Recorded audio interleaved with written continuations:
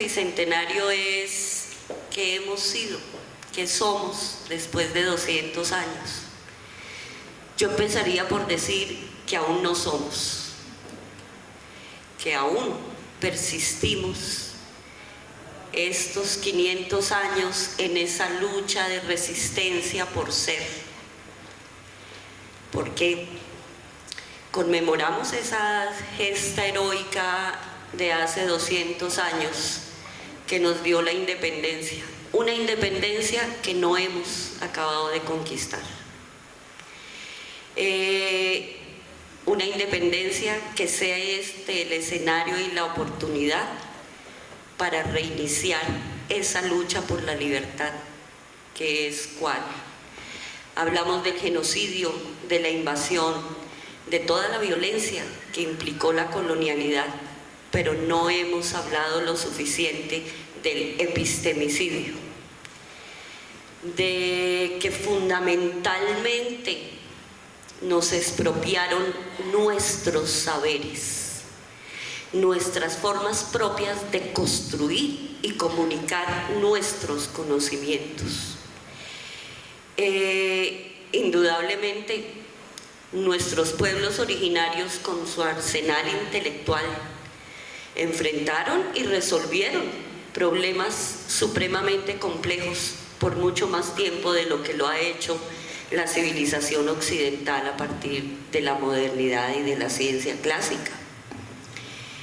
Cuando se instituye el método científico como hegemónico, como único método de validación de la ciencia, y a partir de allí se producen todos esos discursos que, como dice Boaventura Sousa, nos condenaron al pensamiento abismal. ¿A partir de qué? De esos discursos que construyeron las categorías. Lo eurocéntrico, lo occidentalocéntrico como lo hegemónico, como lo único probado a partir del método científico, de la ciencia clásica. Y lo nuestro, lo propio, nuestros saberes, a partir de los cuales resolvemos los problemas de la vida cotidiana, como lo subalterno, como lo popular, lo que categorizan tan pretenciosamente los científicos como los argumentos metafísicos. Pues ni más ni menos que de ellos nos servimos para solucionar nuestros problemas en la vida cotidiana. Ese epistemicidio, esa construcción de categorías que dividió a los sujetos y los saberes y los jerarquizó entre sujetos y saberes superiores y sujetos y saberes inferiores. Fue a partir de esas categorías donde se construyeron los discursos, las conceptualizaciones y los campos semánticos que no solo producen, sino legitiman ese orden del mundo moderno colonial del que nos habla Vignolo. Lo más grave, peor aún, es cuando nosotros, desde el colonizado, reproducimos esa categorización y esos discursos. Lo desarrolla ampliamente en un texto Frantz Fanon que se llama Pieles negras, máscaras blancas. Cómo se quiere pensar como europeo, comer lo que come el europeo, sentir lo que siente el europeo y ser europeo, que por fortuna nunca lo lograremos. Pero cuando reproducimos esa categorización, cuando reproducimos esos discursos, perpetuamos el concepto de la colonialidad.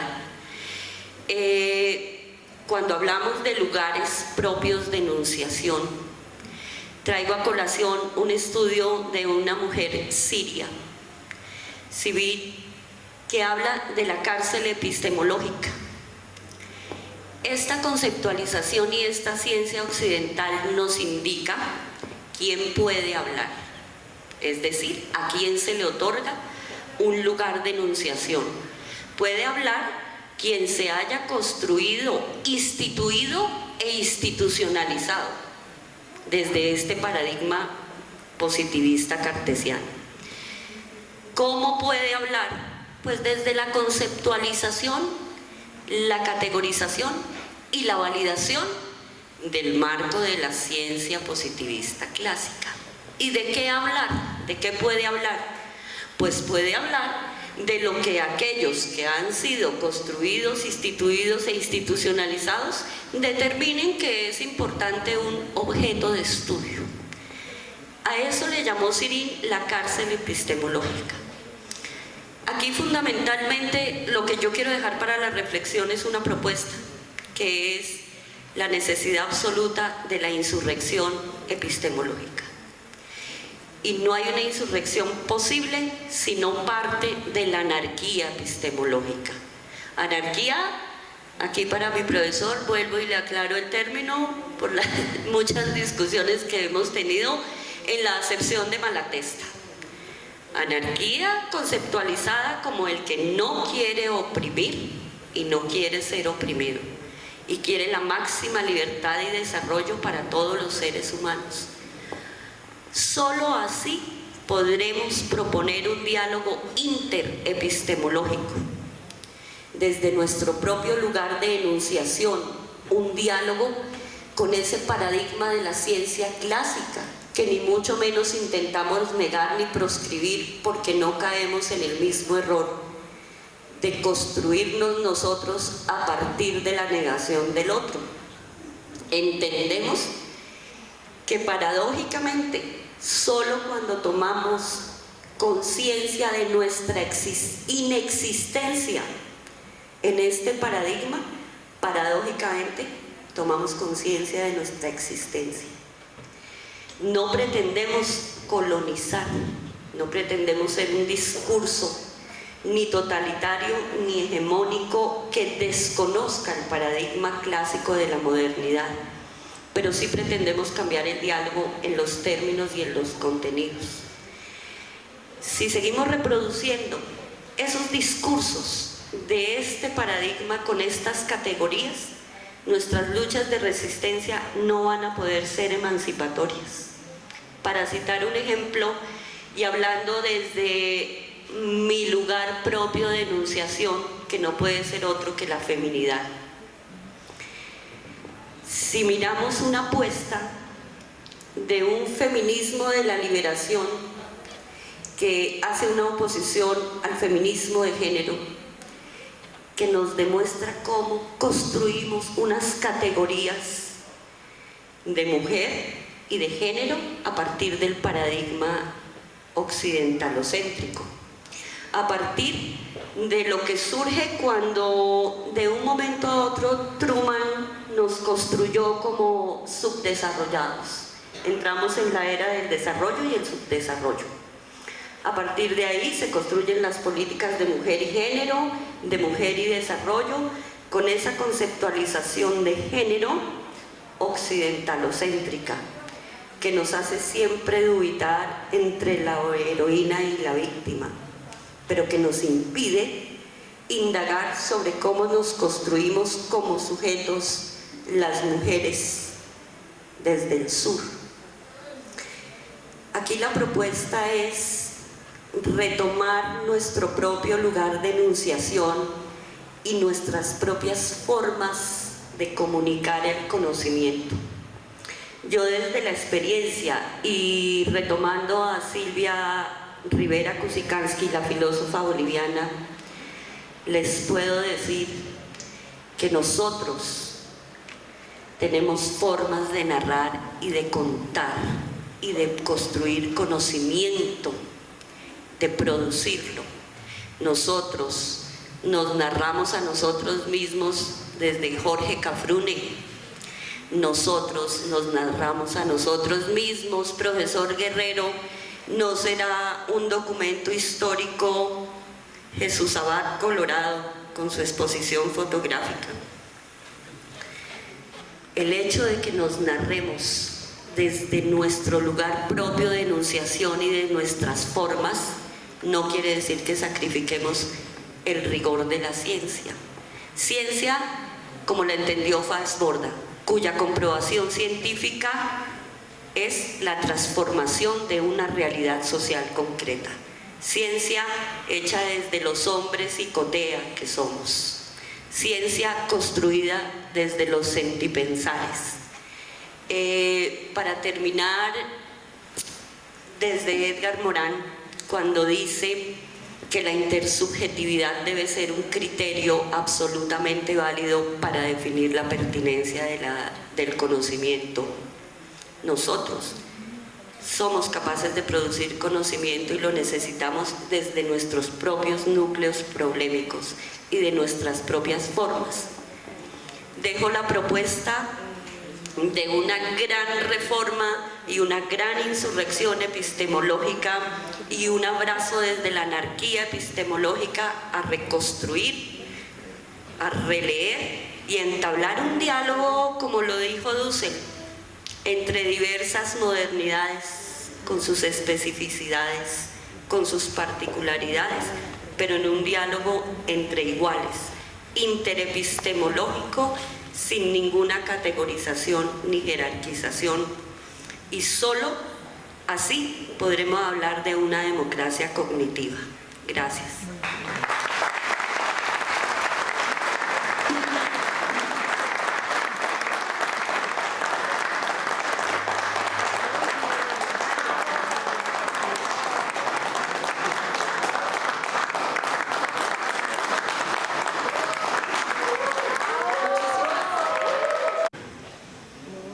Quien es una matemática,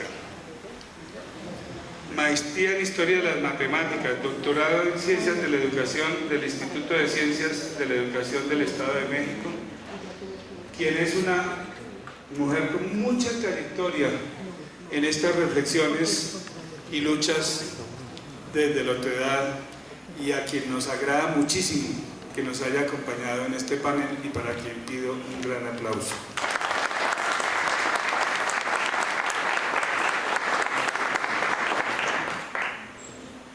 A continuación, quiero presentar a uno de los hombres de las ciencias sociales que más ha persistido en interpretar y en trabajar alrededor del problema agrario colombiano. Él es abogado y sociólogo, investigador social, escritor, consultor independiente.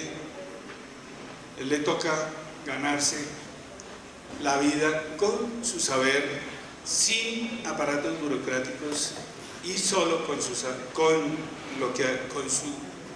aprendizaje de toda la vida sobre este tema.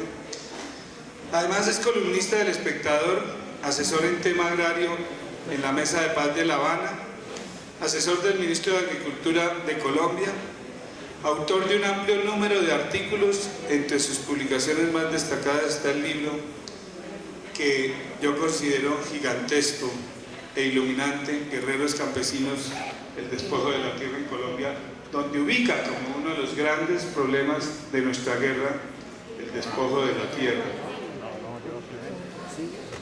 Sus temas de especialidad son conflictos por la tierra, grupos armados, guerrilla y paramilitares, narcotráfico, proceso de paz, campesinos, control estatal del territorio, políticas agrarias, restitución de tierras y desarrollo rural. En el Instituto de Estudios Políticos y Relaciones Internacionales, donde tuve el honor de conocerlo y compartir con él muchos gólgotas, él inició un mapa, una geografía de la violencia que se estaba dando en Colombia en ese momento, y con su método de ubicar, hoy llamamos georreferenciar, en ese momento era un trabajo con Ana María Bejarano, día a día mirando las noticias de la prensa de lo que estaba pasando en la guerra colombiana.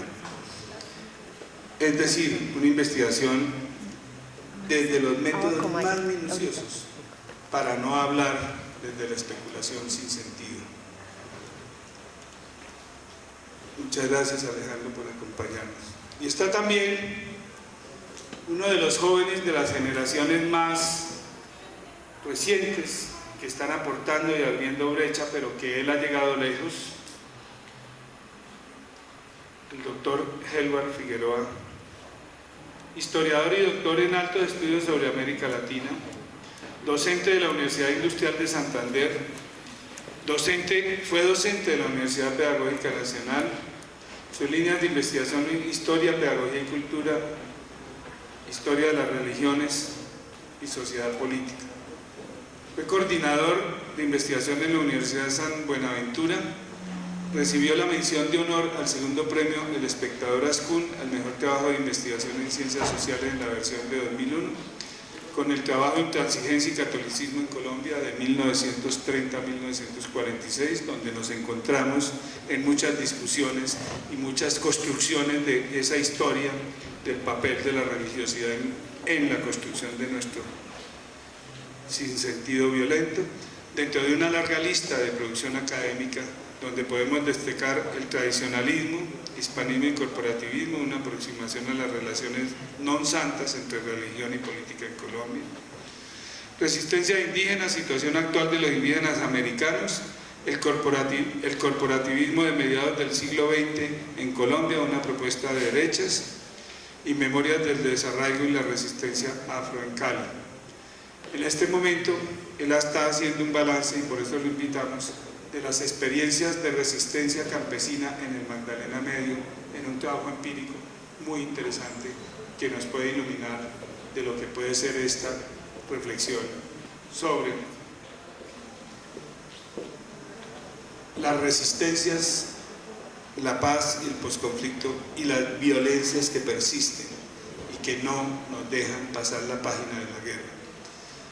Por eso, lo que queremos destacar, las posibilidades, una reflexión, ¿sí? ¿Qué hemos sido y qué somos y qué seremos en estos 200 años para que tratemos de buscar caminos en este mundo tan negativo en que nos hemos construido nosotros también mentalmente, donde pues desde el análisis estamos viendo que la muerte de los líderes sociales no es más que el resurgimiento de una nueva oleada y de pronto otro ciclo de violencias superpuestas, como ya venimos haciéndolo desde el año 48, cuando por primera vez surgió una guerrilla armada, liberal gaitanista, en el siglo XX, después de la guerra de los 1000 días. Entonces, yo quiero empezar dándole la palabra a Candelaria González Polo, para que ella nos explique su planteamiento sobre estos temas.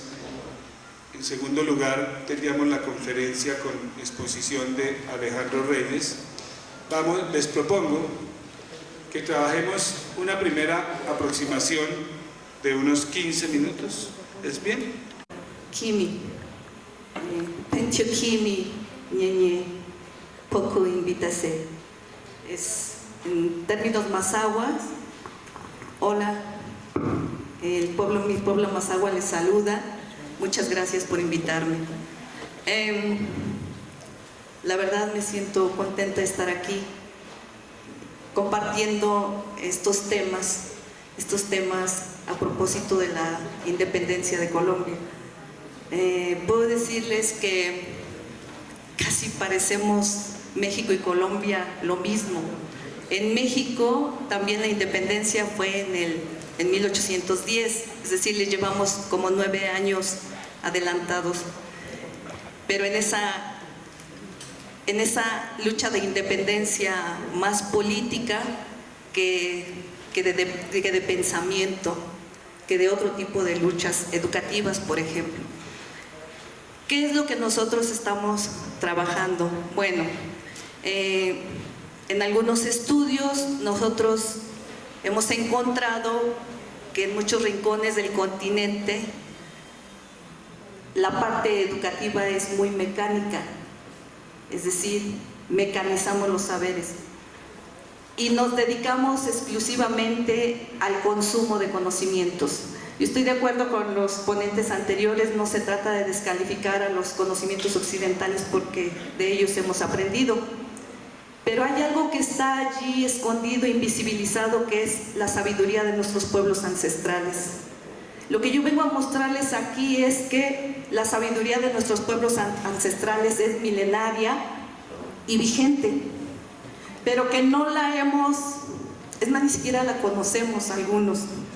Yo vengo a mostrarles algo de la ciencia de nuestros pueblos, porque van a decir, bueno, ¿y la matemática que hace aquí? No, wow, qué horror, matemáticas en la escuela y matemáticas en el Congreso Internacional, mejor no hubiese ido, ¿no? Pero no, no se trata de eso. Miren, nosotros estamos desarrollando estos proyectos independientes porque esa sabiduría ancestral es más humana. Y vamos a ver cómo, tengo muy poco tiempo, pero va a ser una probadita solamente de esto que les voy a mostrar. Nosotros lo que hemos trabajado, compartido es el computador ancestral, es decir, el ábaco maya. Este que está aquí, que por ahí tienen algunos, se llama Nepohualtzin, es un término náhuatl. ¿Qué tiene de importante? Así rápidamente, nuestros ancestrales tenían un sistema de numeración vigesimal, base 20, con la misma naturaleza del sistema decimal. ¿Y por qué no lo aprendemos en las escuelas aparte del decimal? ¿Por qué ese no? ¿Acaso es porque era de esos indios apestosos? ¿De esos indios que no sabían que eran salvajes? No, porque es una ciencia milenaria reconocida. Si ustedes ven, pasamos por favor a otras diapositivas, a otra. Este ábaco más, por favor. Otra. Allí. Nuestros pueblos ancestrales escribían su sistema de numeración de abajo hacia arriba, es decir, de forma vertical. Entonces el ábaco nos representa metafóricamente toda esa sabiduría. Sí puedo. ¿Qué? Aquí. Ok. ¿Puedo hablar? Creo que hablo fuerte. Ok, se me acaba la garganta y... occidental. Ok, muy bien. Este es un computador ancestral. Si ustedes ven, está separada por una línea central. ¿Por qué? Porque aquí está representado un principio de la filosofía de nuestros pueblos ancestrales, que es la dualidad, como los ejemplos que están allí. Nuestros pueblos ancestrales decían, es que si existe el día, existe la noche. Si existe la luz, existe la oscuridad. Si existe el hombre, existe la mujer. No puede existir uno sin el otro. Entonces, aquí está metafóricamente representada esa dualidad. Imagínense, en la ciencia de nuestros pueblos estaba integrada la filosofía. Después, ¿cuántas líneas tiene nuestro ábaco maya o el sistema de numeración que trabajaba en nuestros pueblos ancestrales? Tiene 13 líneas. 13 líneas que corresponden a las articulaciones mayores del ser humano. Ustedes cuenten sus articulaciones mayores, empezando por el cuello, los hombros, los codos, las muñecas, las caderas, las rodillas y los tobillos, y son 13. ¿Qué tiene que ver eso con la matemática, no? ¿Por qué así? Si cuando aprendimos el sistema decimal fue tan abstracto que hasta lo odiamos las matemáticas. Después, cada línea está conformada por 7 elementos. Representaban los 7 órganos de los sentidos para nuestros pueblos ancestrales. Sí saben cuáles son los 7 órganos de los sentidos, ¿verdad? Está el sentido de la vista, el olfato, el gusto, el oído, el tacto, el sexo y el habla. Para nuestros pueblos ancestrales esos eran otros 2 sentidos. Luego, si hacemos diversas multiplicaciones, pasamos a la siguiente diapositiva. Ahí está, ahí mismo. Si hacemos varias multiplicaciones de los elementos totales que conforman el computador ancestral, tenemos todo eso. 13 por 7 elementos, tenemos 91 elementos que corresponden a una estación del año. Es la 4ª parte del año. Si multiplicamos eso nuevamente por 2, tenemos 182 días, que equivale al ciclo de la siembra del maíz. Si lo multiplicamos por 3, tenemos los 9 meses de gestación del ser humano. Si lo multiplicamos por 4, tenemos lo que es el ciclo solar. Y así tenemos una serie de fenómenos que se cumplen con este ábaco ancestral. ¿Por qué le llaman ábaco ancestral? Ustedes seguramente saben que toda esta tecnología avanzada actual trabaja con un principio muy similar. ¿Cuál es el sistema básico de las computadoras y de los focos? Binario. ¿No es la misma dualidad? Nuestros ancestros, desde mucho antes de Cristo, ya trabajaban esa dualidad. ¿Cómo hacían esto? Muy fácil. Pasamos a ver a la siguiente diapositiva. Bueno, por ejemplo, lo trabajaban por niveles. Como es sistema posicional, entonces la posición es la que le da el valor a cada uno de estos elementos. ¿Cuáles eran los elementos básicos de nuestros pueblos ancestrales? El punto y la línea, porque el punto representaba al sol, kin. Kin significa sol. Entonces, del lado de los 4 elementos se representaba por puntos. Si yo quería representar esta cantidad de elementos, pues solamente yo representaba esos puntos del primer nivel. Y tenía kin, kin, kin, kin. Este era este número. Pero si yo quería pasar al siguiente número, pues entonces me paso al otro lado del computador y este elemento se representa por una línea que representa esta cantidad de kines. Puntos y líneas eran las figuras básicas del sistema de numeración de nuestros ancestros. ¿Por qué? Si es un sistema que trabaja idénticamente al sistema de las computadoras, ¿por qué no nos lo enseñan en las escuelas? Pues está bien, aprendemos el decimal, pero aprendamos también nuestros sistemas de numeración. Yo creo que vale la pena reconocerlos, ¿no? Porque si no, seguimos pensando que solo los únicos que saben hacer ciencia porque tienen cerebro son los japoneses, los europeos y los gringos. Nosotros solo agricultores porque no sabemos otra cosa. Imagínense a mis hermanos más aguas cuando van a las ciudades, para lo único que los ocupan es para los labores de la casa, para la albañilería y para cosas, trabajos de fuerza, porque nosotros mismos creemos que ellos no piensan. Y también los europeos creen seguramente que nosotros tampoco pensamos, ¿no? Bueno, entonces, yo no tengo mucho tiempo, pasamos una diapositiva.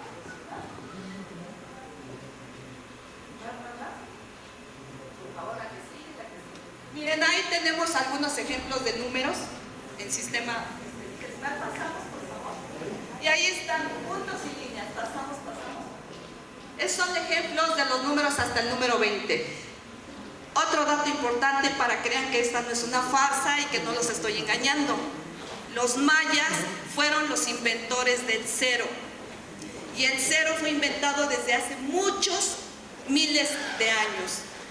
Mientras en Europa se estaba debatiendo la existencia del cero en el siglo XV, XVI más o menos, nuestros mayas ya lo sabían. Pero es un sentido diferente. El cero en Europa, o el cero en el sistema de numeración que hemos aprendido, es la ausencia de cantidad. En nuestros pueblos ancestrales no. El cero es que esta cuenta o este nivel ya está completo. Porque el ser humano en sus 10 dedos de la mano y 10 dedos de los pies, es decir, en 20 elementos, está completo, está a plenitud.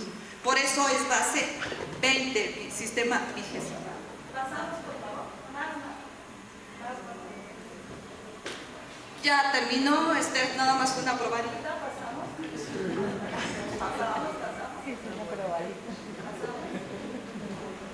Seguimos. Bueno, miren, también aquí hay una parte poética.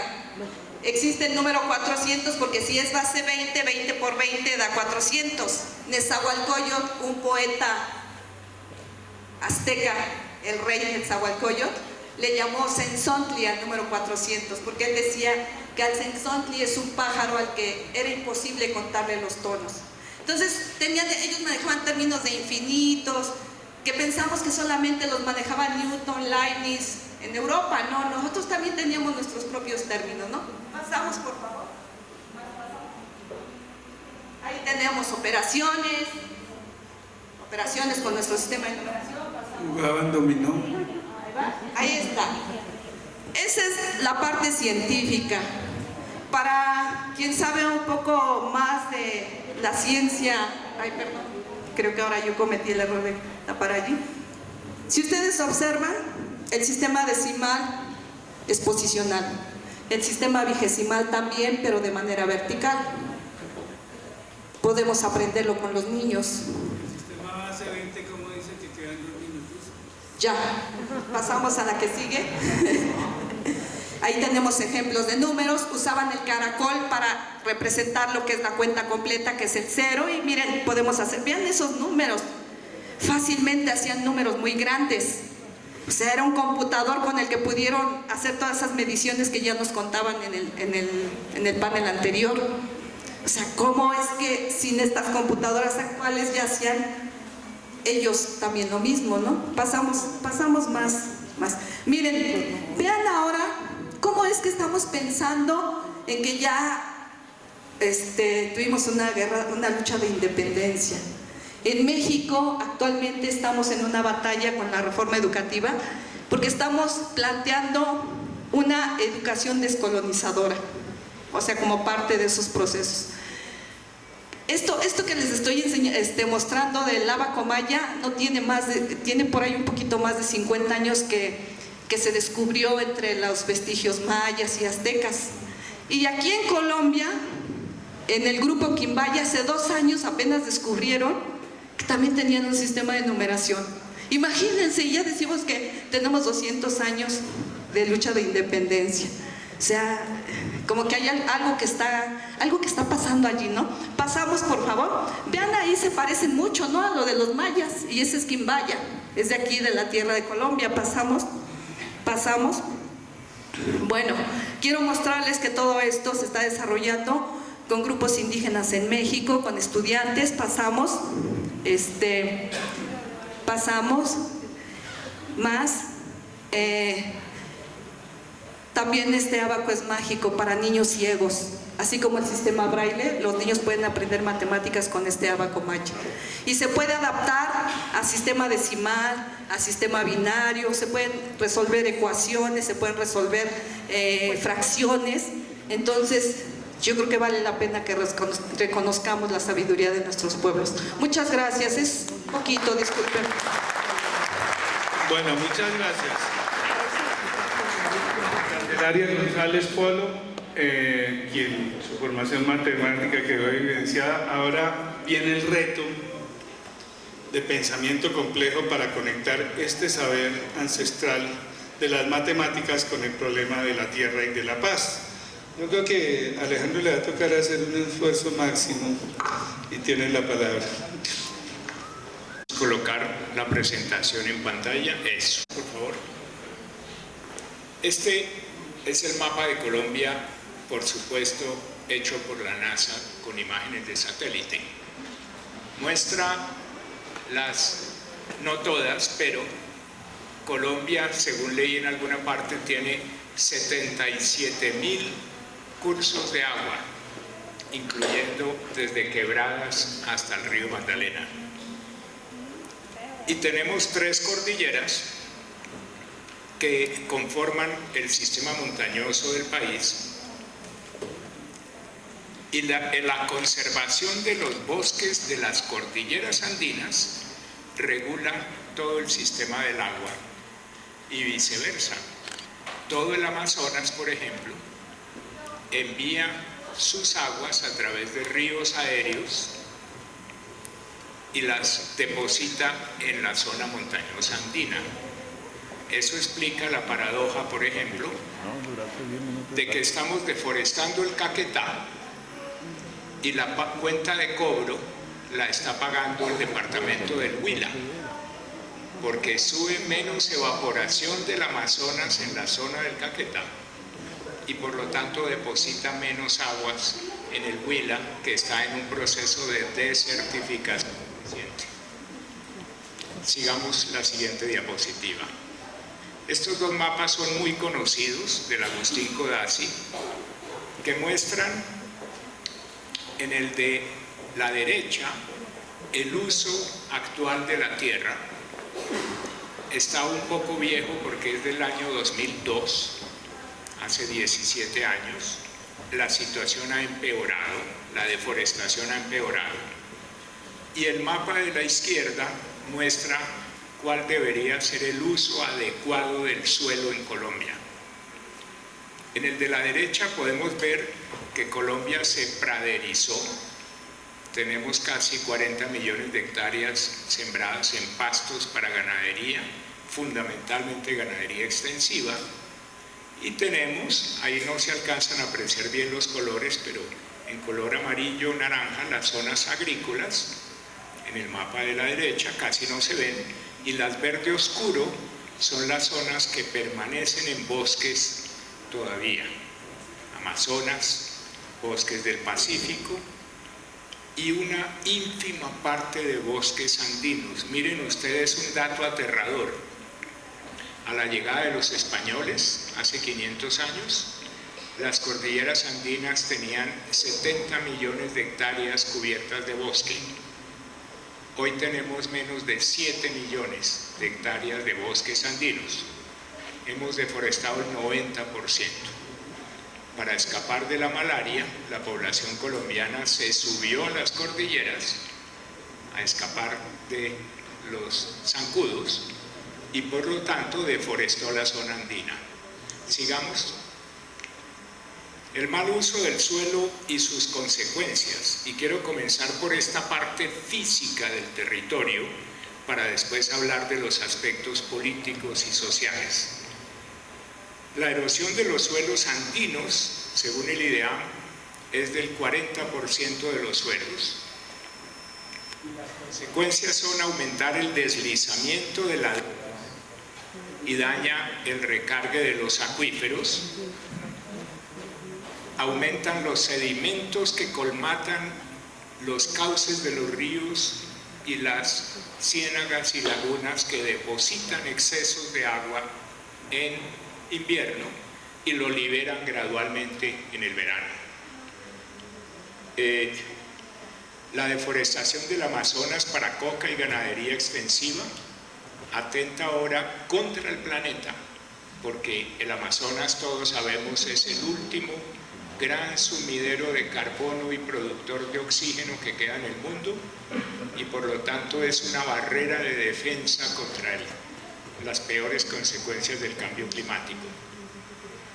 Y la minería mecanizada del oro, que está devastando grandes territorios como el Chocó, el Bajo Cauca antioqueño y otros territorios, es un ataque devastador contra nuestro territorio. Y resulta que el desarrollo rural es un desarrollo territorial.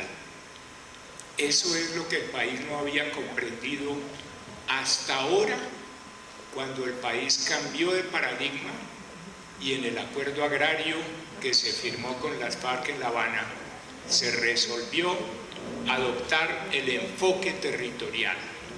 Por eso Sergio Jaramillo hablaba de la paz territorial. La competitividad rural no está dentro de las granjas campesinas o medianas o grandes. La competitividad rural depende del territorio, de la localización, del agua, de los recursos, de las capacidades de la población, de los clústeres productivos y de las cadenas productivas que vinculan un territorio con el resto del país y con los mercados. Lo rural, además, tenemos que pensarlo de nuevo. Lo rural no es solamente lo agropecuario, ni lo campesino, ni lo que se define por sus carencias. Lo rural incluye la malla urbana, incluye industria, cultura, turismo, agroindustria, minería, los servicios ambientales, transporte, producción de energía. Todo eso es rural. La gran riqueza de Colombia, que hoy día viene de la explotación de petróleo, gas y carbón, está en el mundo rural e impacta es el mundo rural. Nadie ha visto extraer petróleo en el centro de Bogotá o de Tunja o en las grandes ciudades, está todo en el mundo rural.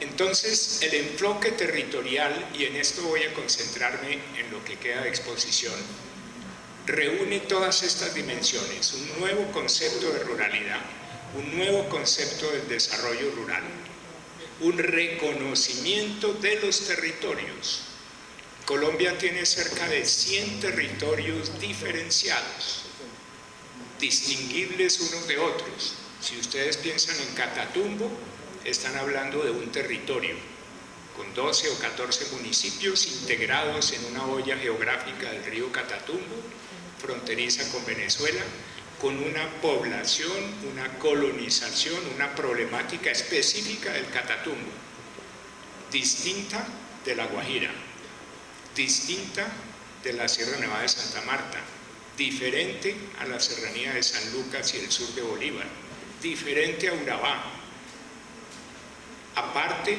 de los Montes de María. Todos esos son ejemplos de territorios.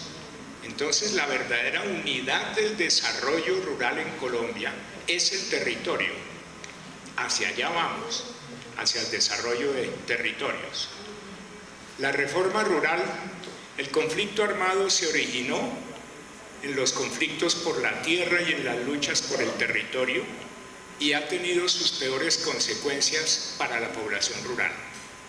Ahí están los 6 millones de desplazados, ahí están la mayoría de los 250.000 muertos que han producido nuestras guerras en los últimos 30 años. Entonces, Marco Palacios, el gran historiador, lo definió nuestra lucha de guerrillas como la última guerra de colonos del hemisferio occidental. Y en estricto sentido su origen fue una guerra de colonos por la defensa de territorios y del modo de vida campesino.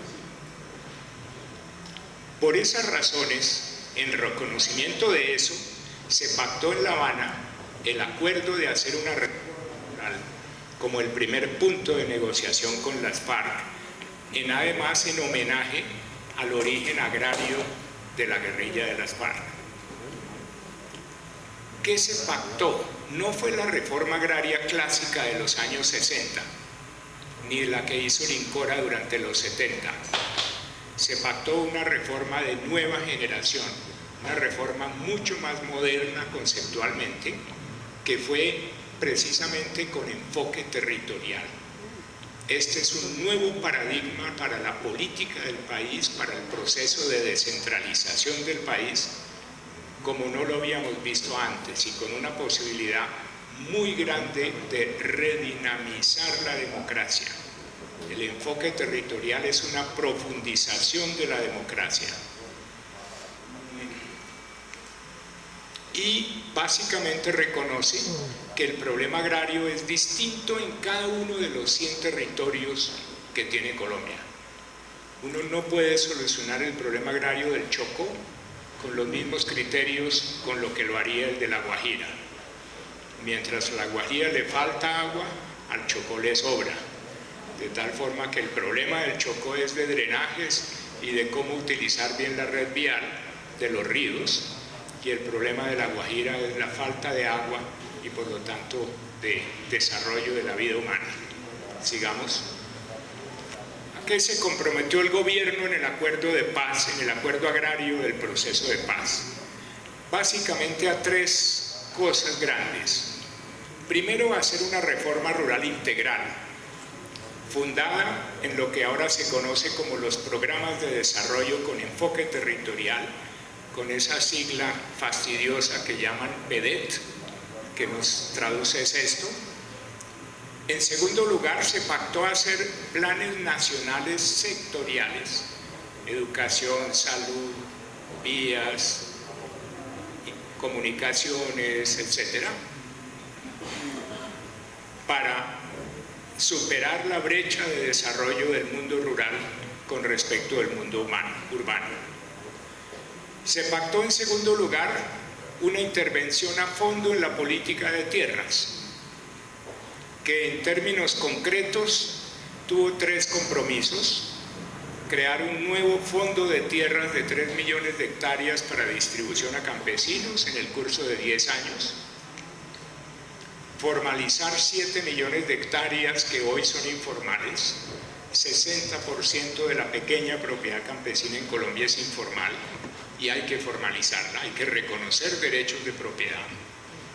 Y en tercer lugar, continuar con la restitución de 2 millones de hectáreas que fueron efectivamente despojadas. Hay otros 4 millones de hectáreas abandonadas, pero no necesariamente despojadas, o sea, apropiadas por otras personas. Entonces, restituir los 2 millones que sí fueron efectivamente despojados es otro compromiso del gobierno que se había originado desde la ley 1448 del 2011, antes de la negociación de paz, pero que se incorpora en el acuerdo agrario del proceso de paz para darle mayor fuerza.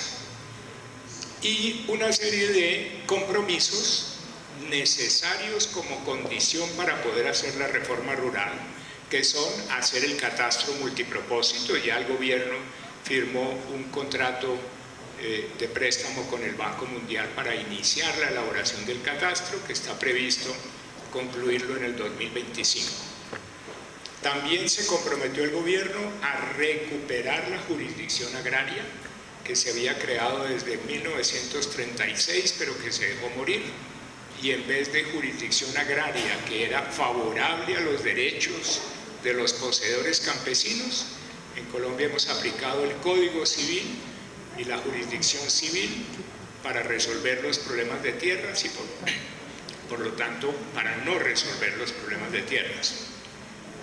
También se acordó en el acuerdo agrario cerrar la expansión de la frontera agraria.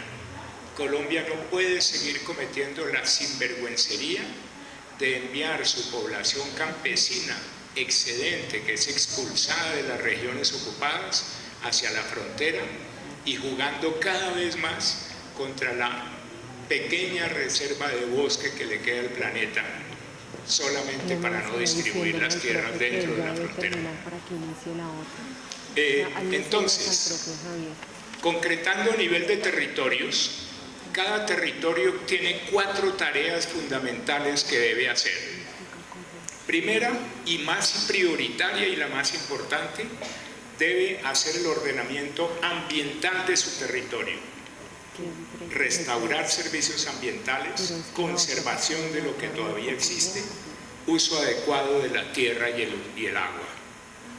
En segundo lugar, tiene que hacer un ordenamiento social de la propiedad, con esos instrumentos que mencionamos antes: formalización, clarificación, extinción del dominio de las tierras indebidamente apropiadas, como los baldíos, y distribución de la tenencia.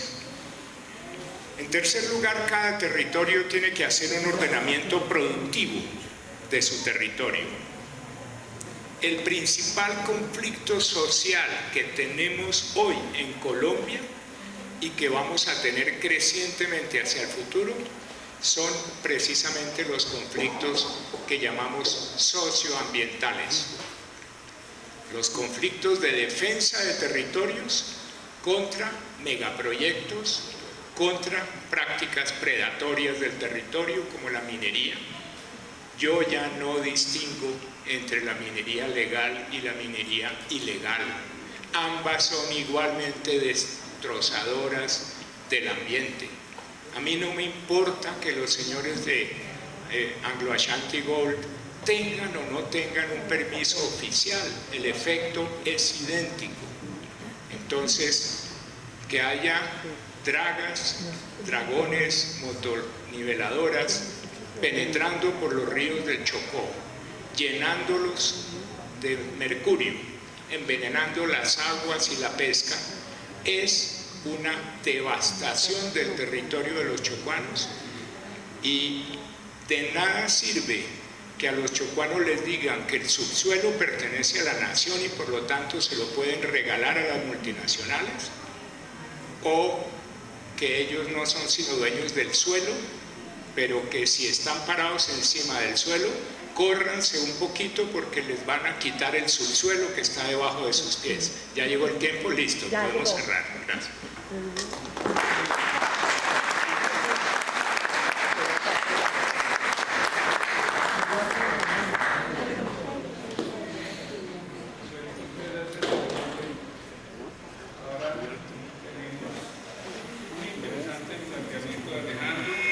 Ojalá tomen ustedes nota de lo que es la experiencia de La Habana y la posibilidad de una reforma integral, lo grave y compleja que es.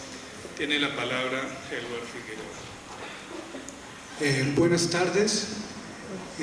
Agradecer a los organizadores por estar acá. Un saludo fraternal de la Asociación Colombiana de Historiadores, que también próximamente realizará en la ciudad de Armenia nuestro 19º Congreso Colombiano de Historia, también en torno al Bicentenario.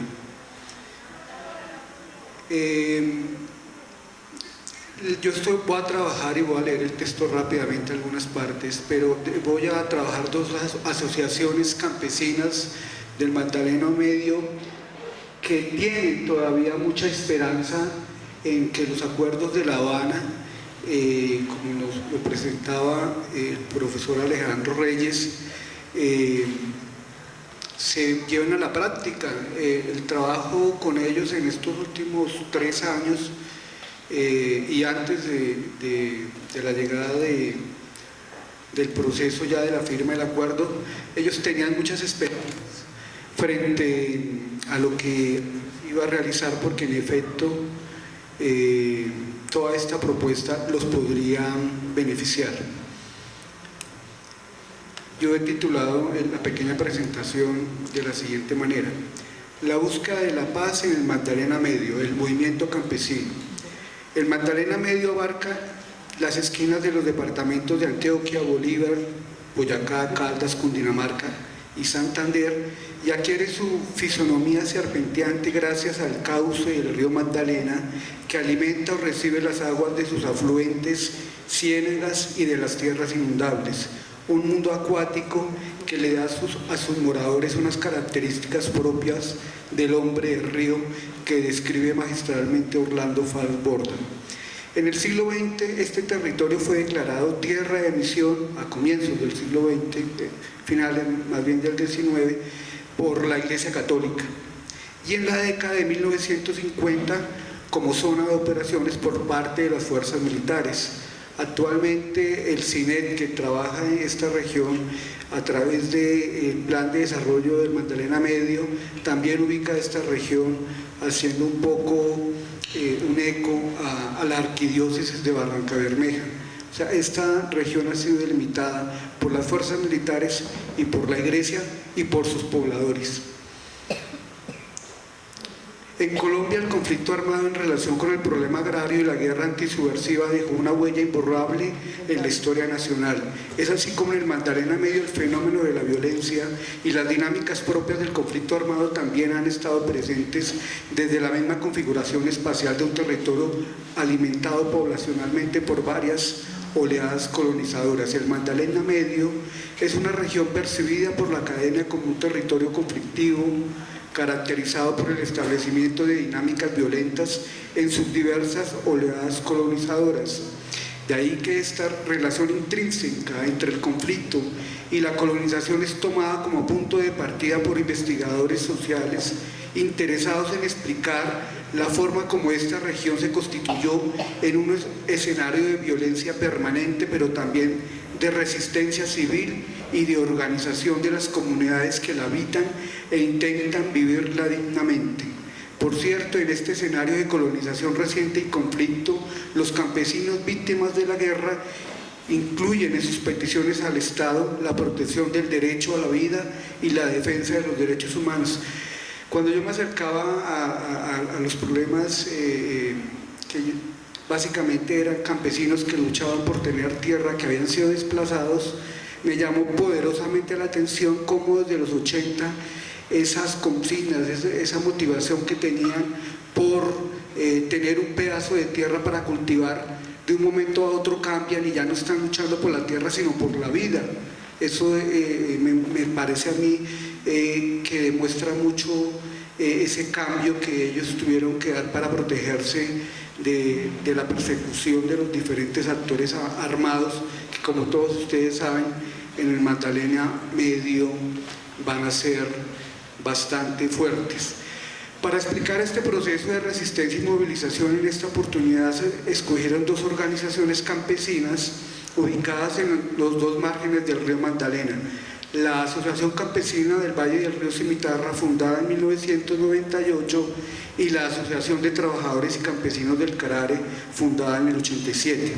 De ahí que el principal aporte de esta propuesta es la comparación de dos organizaciones campesinas que sufrieron el rigor de la guerra, esto con el objeto de comprender cómo se constituyeron, cuáles fueron sus estrategias organizativas, cómo adquirieron el discurso de la defensa de los derechos humanos e identificar sus semejanzas y diferencias, comparación que permite comprender por qué la ATCC fue reconocida en los 90 con diversos premios internacionales y por el contrario, la ACBC fue estigmatizada como subversiva por parte del Estado y los sectores más conservadores del país. La ATCC y los derechos humanos. La ATCC se ubica en el suroeste del puerto de Buenaventura, sobre el valle del río Carare, otro afluente del río Magdalena. Esta organización, con su trabajo en la defensa de los derechos humanos y la práctica de la no violencia, influencia a los municipios de Landázuri, Bolívar, El Peñón y Cimitarra. En principio cabe mencionar que en la década de los años 80 se recrudeció el conflicto armado interno en diversos espacios del Magdalena Medio, pues confluyeron allí distintos agentes que disputaban el control territorial de áreas estratégicas en el marco de la guerra antisubversiva, guerrillas, narcoparamilitares y las fuerzas oficiales del Ejército Nacional. A ellos se sumaron las relaciones probadas entre las Fuerzas Armadas oficiales y los narcoparamilitares, cuya irrupción en la región estuvo marcada por acciones en extremo violentas y cuyo modus operandi recurrió a la imputación de acusaciones contra civiles y sindicatos de ser colaboradores de las guerrillas.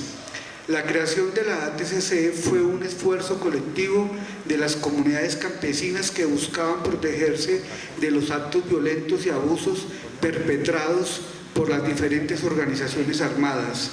No obstante, un punto decisivo en la conformación de la asociación fue la negativa de los pobladores de la vereda La India, Landázuri, de armarse para defenderse de las guerrillas como lo querían los militares acantonados en la región.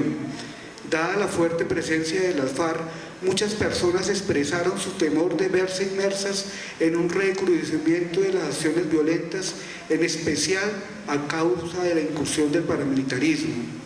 Un campesino nos relataba cómo con armas nosotros, a propósito de una invitación que le hacía el ejército para que se enfrentaran a las guerrillas, con armas nosotros no colaboramos, nosotros colaboramos desde la iglesia, nosotros no vamos a matar a nadie, nosotros colaboramos con lo que sea menos con armas. Aquí esto se puso tan dominado por la guerrilla que quitaron todos los puertos del río Carare. Entonces un día yo fui con el difunto Chávez allá en el batallón y preguntamos por qué era que no iban a la India. A lo que nos dijeron que era que en la India todos estaban con la guerrilla y nosotros estábamos perdiendo el tiempo. Así que ustedes verán cómo sacar a la guerrilla, porque nosotros no vamos a ir más por allá. O se van con la guerrilla o se van con el ejército. Tras la confrontación de ambas posturas y dada la convicción de la comunidad de buscar alternativas no violentas que ayudaran a consolidar la paz en su territorio y preservar los derechos humanos, en mayo de 1987 nace la ATCC. En el texto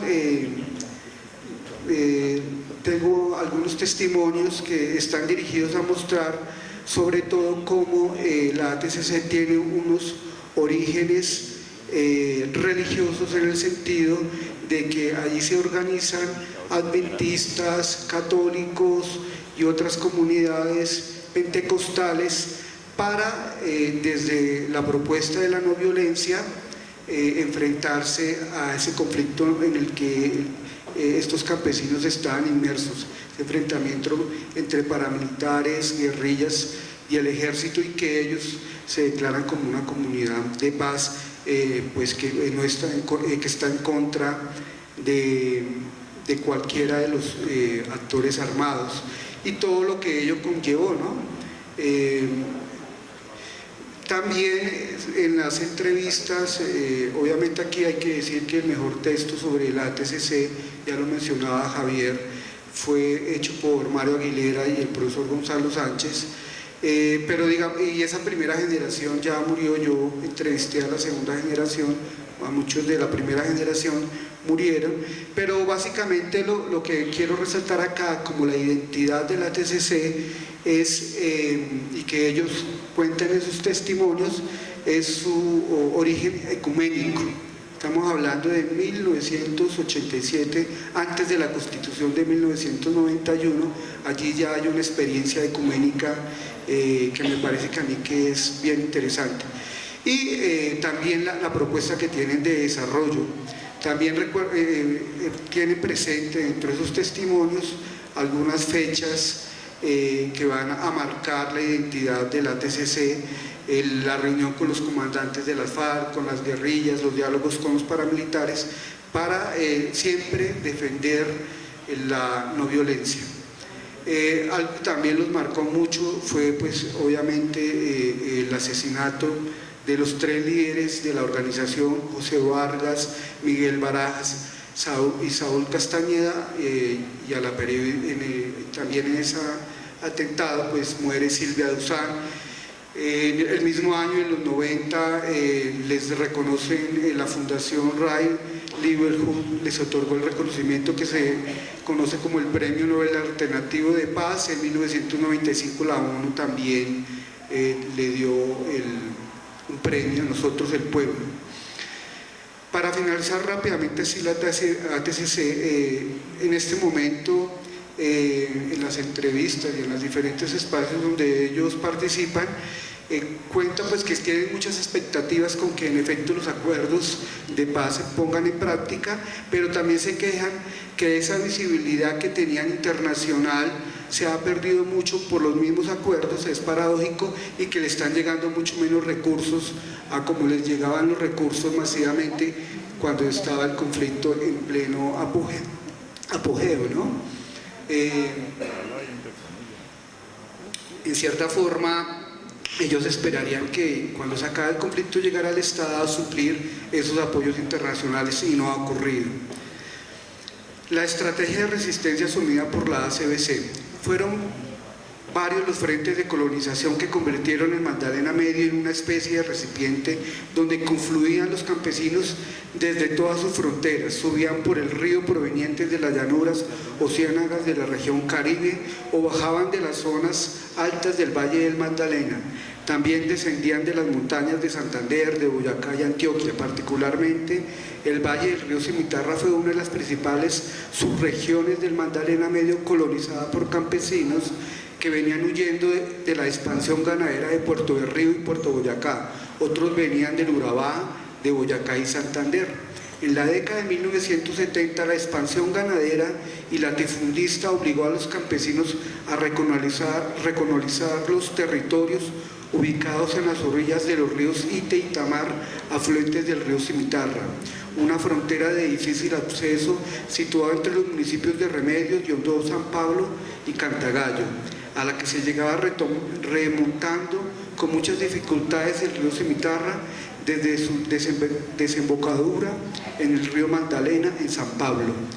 Una recolonización que continuó en los años 80 como consecuencia del enfrentamiento del ejército y los paramilitares contra las guerrillas asentadas en la región, lo que obligó a cientos de campesinos a continuar desplazándose en búsqueda de las tierras baldías que todavía quedaban selva adentro, lejos de los márgenes del río Cimitarra. Así surgió el asentamiento campesino que fundó la vera de Puerto Nuevo Ite, punto de encuentro de las fronteras de los municipios de Cantagallo, Remedios y Yondó, uno de los focos de colonización surgido del encuentro de los campesinos que huían del conflicto de toda la región del Magdalena Medio y de los colonos que sobrevivían de la explotación maderera, de los pequeños cultivos y de la pesca. En Puerto Nuevo, Ite, desplazados y colones se enfrentaron con la esperanza de que sus tierras trabajadas con tanto esfuerzo fueran reconocidas como propias. Fue allí, durante los años de 1980, que se dio un proceso de organización campesina muy particular, el cual se extendió por todo el río Cimitarra y en los 4 municipios de influencia, para años más tarde, en medio del conflicto social de la región, dar origen a la ACDC.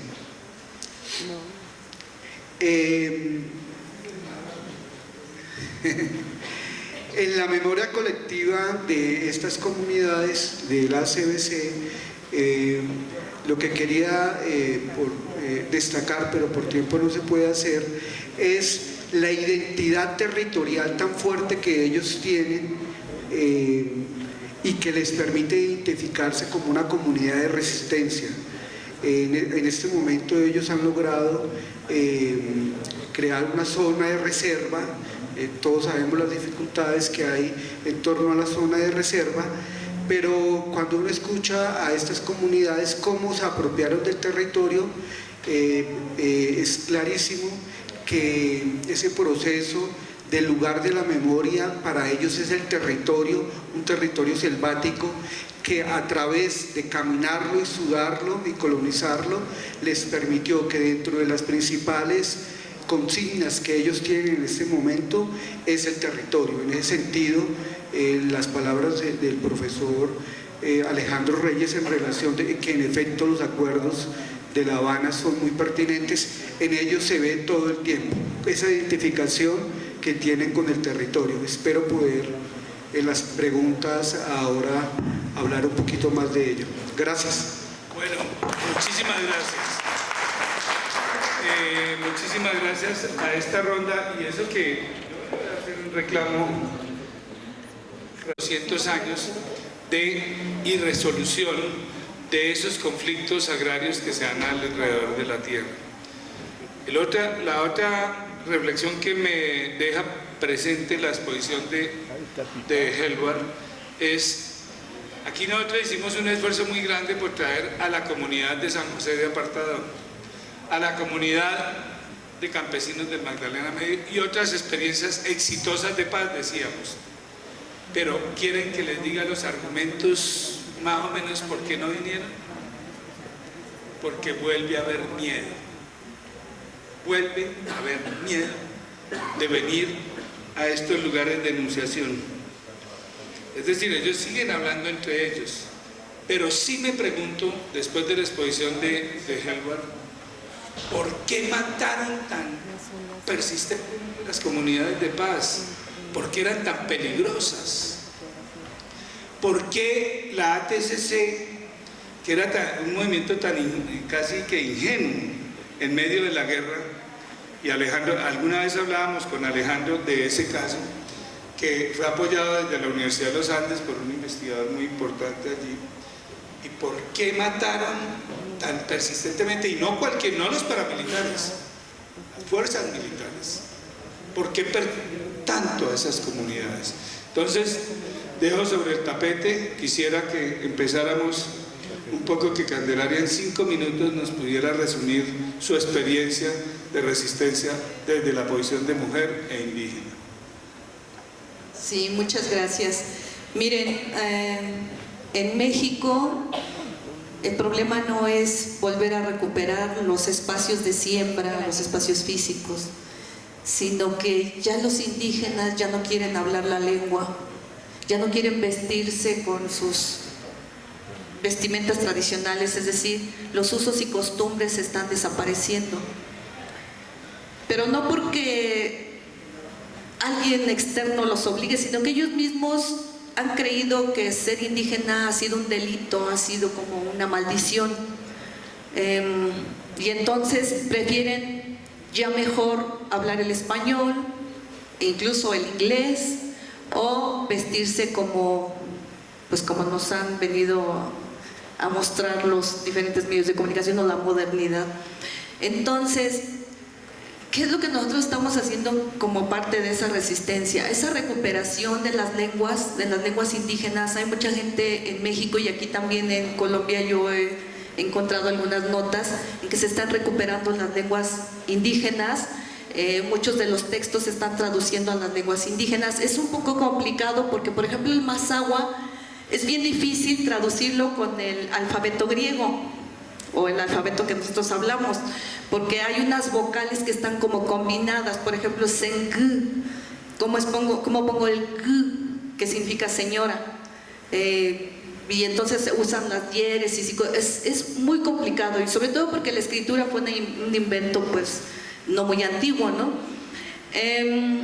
Entonces se está dando ese tipo como de resistencia silenciosa, que yo creo que es de las más valiosas. Yo creo que esa resistencia es fuerte, donde se está rescatando eso, las lenguas, donde se está rescatando esa ciencia ancestral, porque es vigente. Lo que yo les explicaba hace un rato del Lábaco Maya está en vigencia.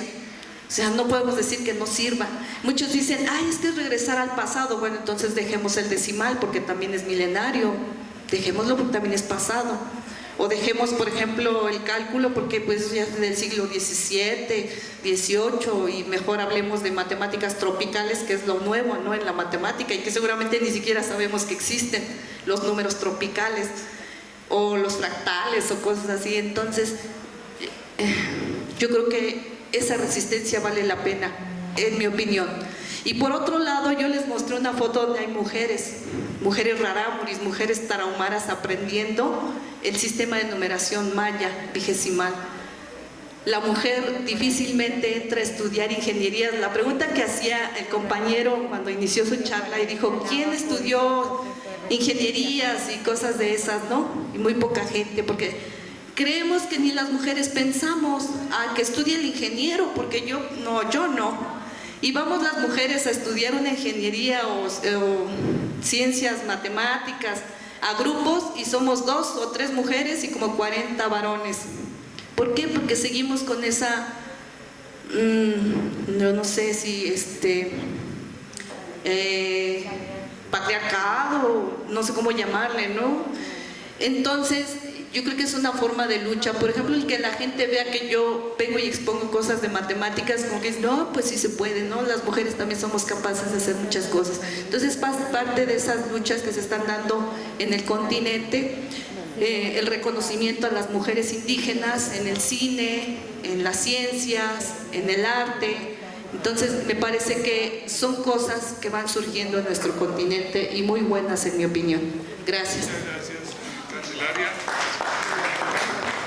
Es decir, en resumen, hay una cosa que no solo es la tierra en las comunidades indígenas como en Colombia, sino es la lucha por conservar su cultura, porque sin ella ellos son otra cosa.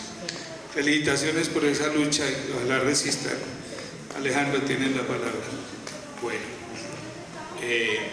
resumir el planteamiento es difícil, pero voy a intentarlo en 5 minutos, si no me cortan en un cartel, porque apenas me levanten el cartel, yo no digo una palabra más, ni siquiera termino una frase. Bueno, y eso me pasó en la primera exposición.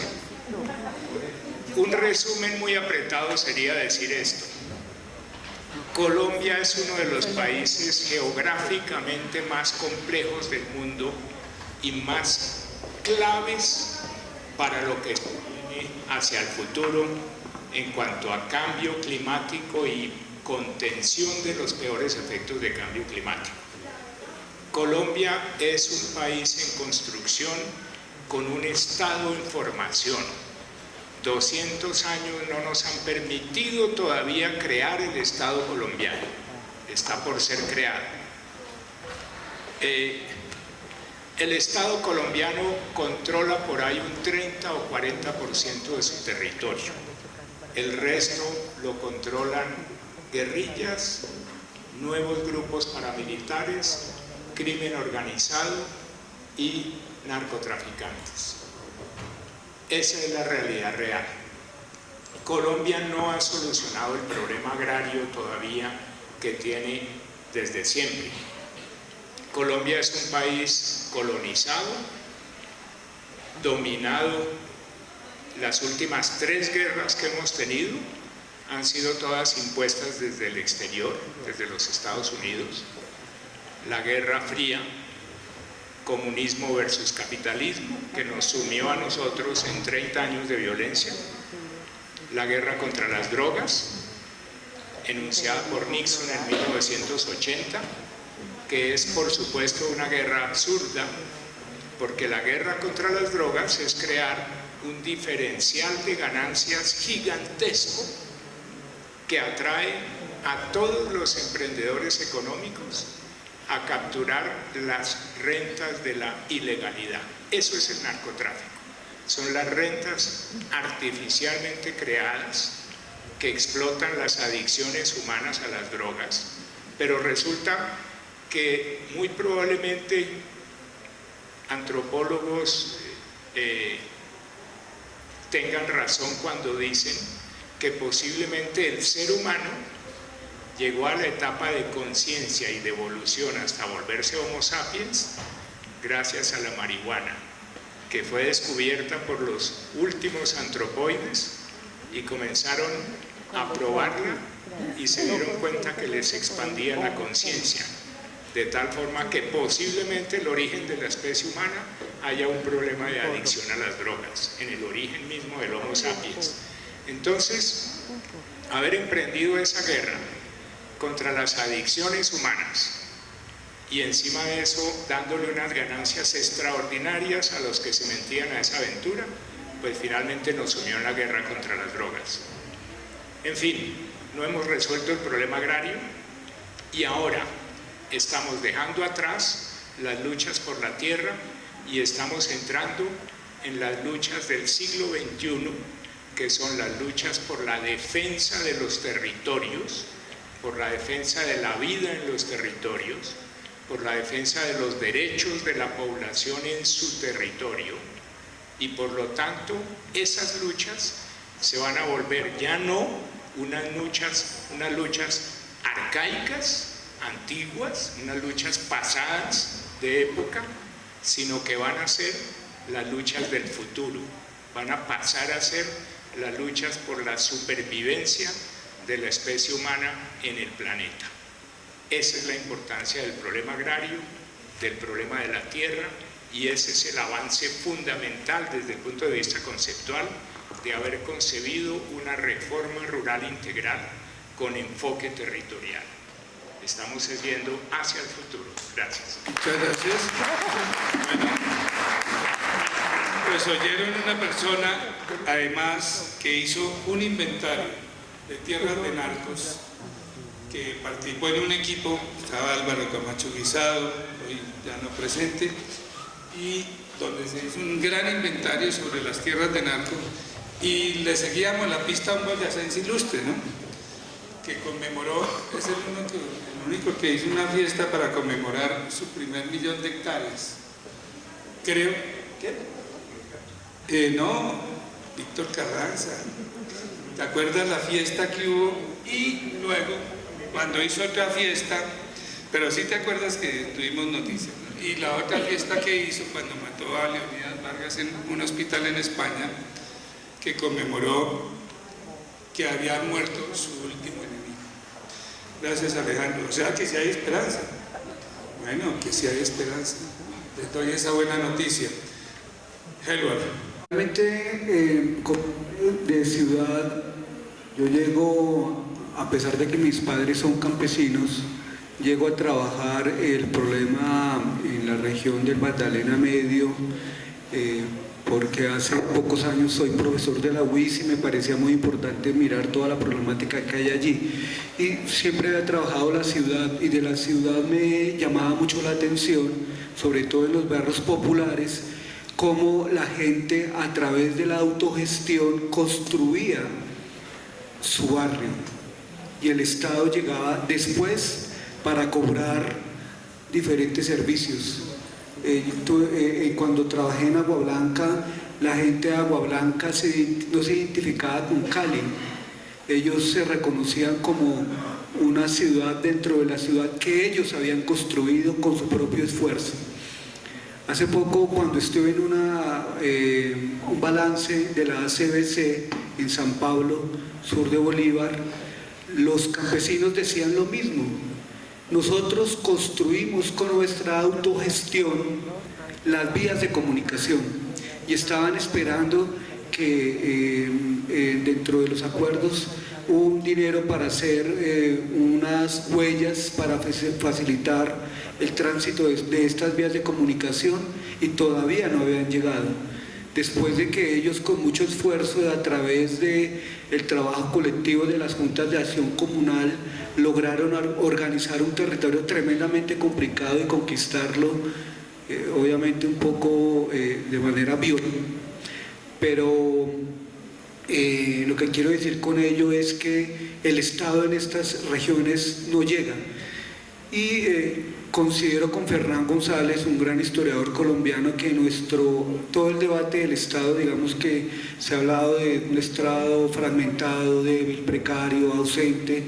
Fernán González tiene una tesis que a mí me parece válida y es un Estado todavía en formación. Y yo diría que un Estado intermitente que llega por momentos de manera muy fragmentaria en el tiempo y en el espacio a los diferentes territorios del país.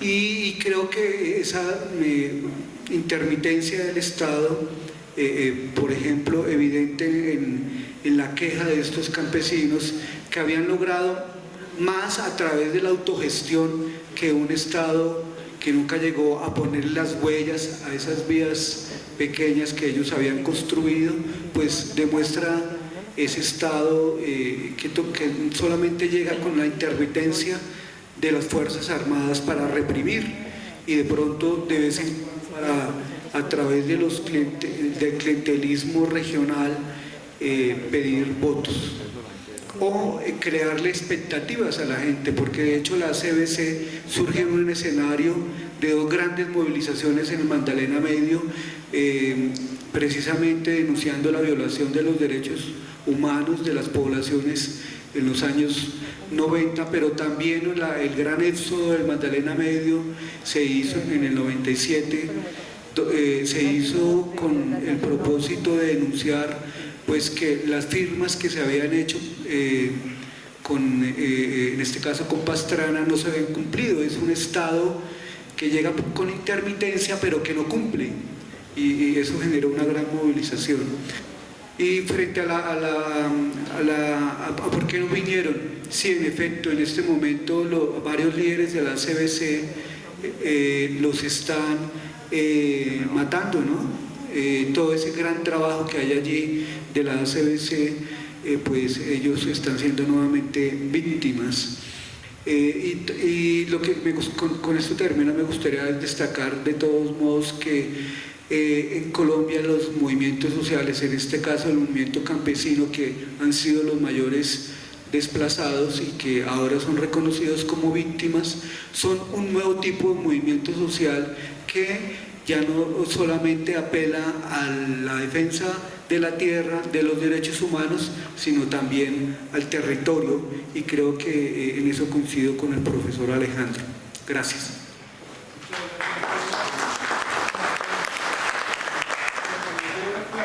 Gracias a las personas que nos acompañan en este auditorio, como muy bien lo ha señalado el profe Javier Guerrero. Entonces vamos a dar inicio al espacio de ponencias.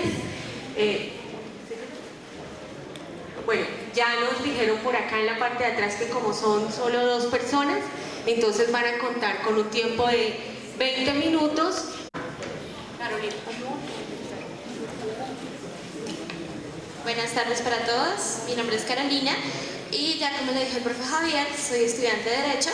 En primer lugar, agradezco a los organizadores del evento y las personas presentes en este auditorio. Bueno, básicamente mi ponencia la titulé La reparación integral y simbólica a las víctimas como materialización al derecho a la paz.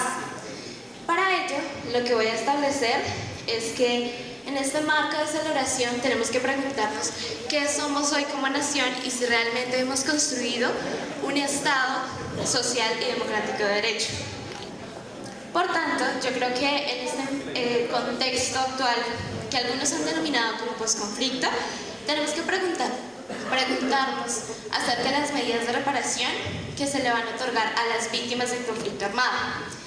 En ese sentido, yo en mi ponencia me quiero enfocar en las medidas con carácter de reparación simbólica y establecer si estas son efectivas o no y qué relación tienen con el derecho a la paz.